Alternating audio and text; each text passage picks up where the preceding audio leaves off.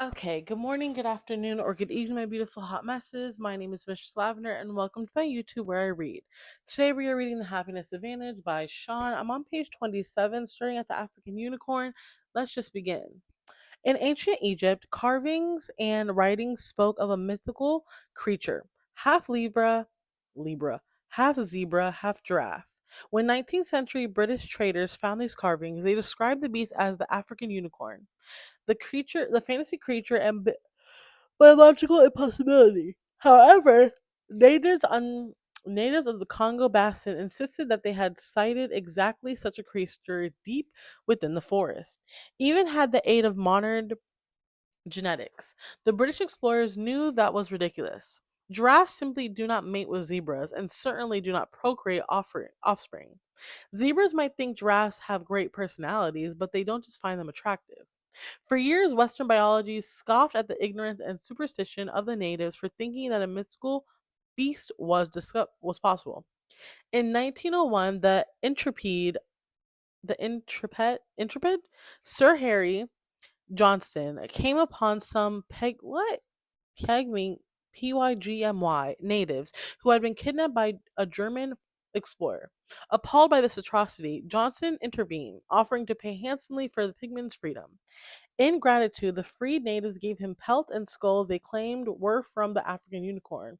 Unsurprisingly, when he brought them back to Europe, he was ridiculed.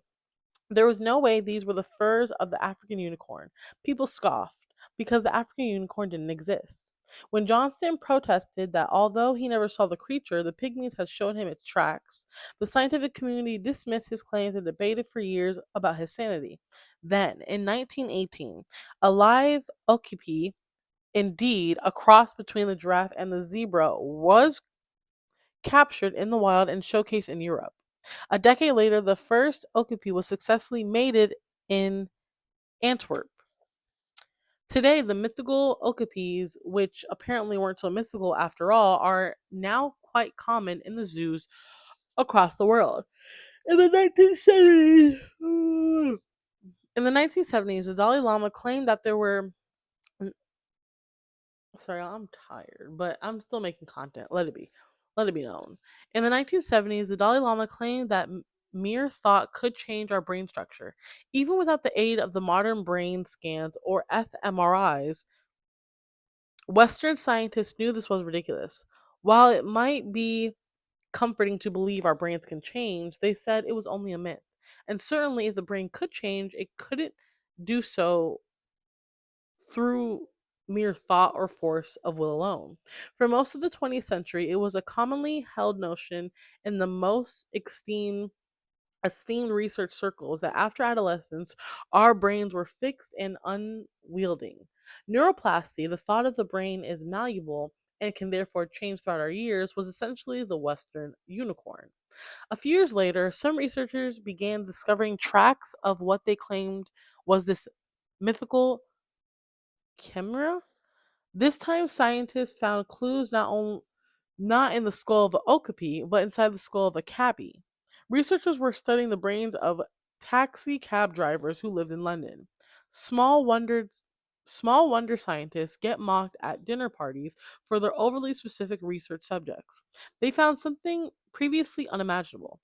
The cab driver's brain has significantly larger hippocampi, the brain structure devoted to spatial memory, than the average person's. Why would this happen? To learn the answer, I went to the source, a living London cabbie. He explained to me the streets in London are not based on a grid system like much of Manhattan or Washington, D.C. As a result, navigating London is like navigating a, a Byzantine maze and requires that the driver have a vast interspatial map. It's so difficult, drivers are forced to take a navigational test called the Knowledge before being licensed to drive one of the city's famous black cabs. Who cares? While a bigger hippocampus may not be exciting to you, it forced scientists to confront the myth of neuroplasty, that brain change is possible depending on how you live your life. Faced with this data, a scientist who held rigid to a fixed state brain model which said that your brain does not change after adolescence, would be left with an awkward choice.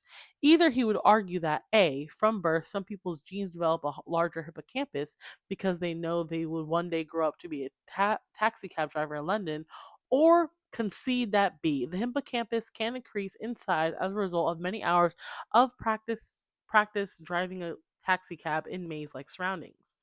A brain scans become As brain scans become more sophisticated and accurate, more tracks of the mythical Western unicorn kept appearing. Imagine someone we'll call Roger, who could see normally growing up, but then suddenly lost his vision after toxic chemicals were splashed in his eyes during a high school chemistry experiment. After the incident, Roger was forced to learn how to read Braille, which required him to use his primary index finger to feel every word he read.